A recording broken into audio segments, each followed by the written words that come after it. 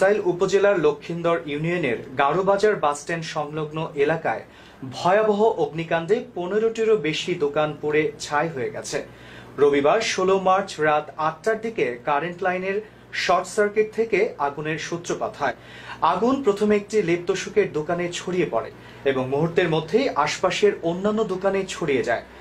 ঘাটাইল ও মধুপুর উপজেলার ফায়ার সার্ভিসের দুটি ইউনিট দীর্ঘ সময় চেষ্টার পর আগুন নিয়ন্ত্রণে আনে। তবে ততক্ষণে দোকানীদের সর্বস্ব পুড়ে গেছে। ক্ষয়ক্ষতির পরিমাণ আনুমানিক 1 কোটি টাকা বলে ধারণা করা হচ্ছে। ভুক্তভোগী এক দোকানদার জানান, আসন্ন ঈদ উপলক্ষে তারা দোকানে পর্যাপ্ত মালামাল তুলেছিলেন, যা এই আগুনে সম্পূর্ণ নষ্ট হয়ে গেছে।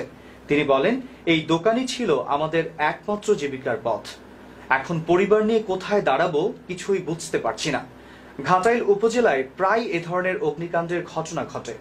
এ বিষয়ে এক ফায়ার সার্ভিস কর্মী বলেন, মানুষের মাঝে সচেতনতার অভাব রয়েছে, ফলে উপজেলায় অগ্নিকাণ্ডের প্রবণতা বেশি।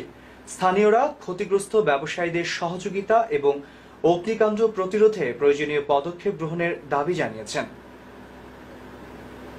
টাঙ্গাইলের যমুনা নদীর উপর নির্মিত যমুনা রেল সেতুতে সর্বোচ্চ গতিতে পরীক্ষামূলক ট্রেন চলাচল সম্পন্ন হয়েছে।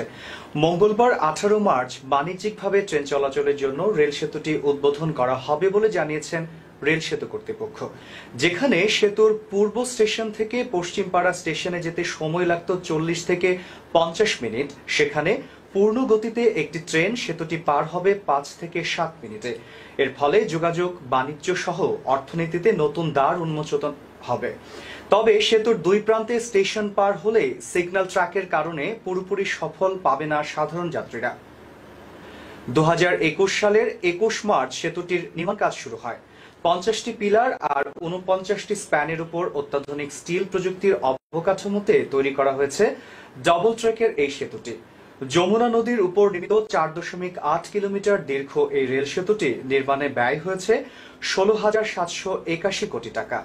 জাপান ও বাংলাদেশ সরকারের যৌথ অর্থায়নে সেতুটি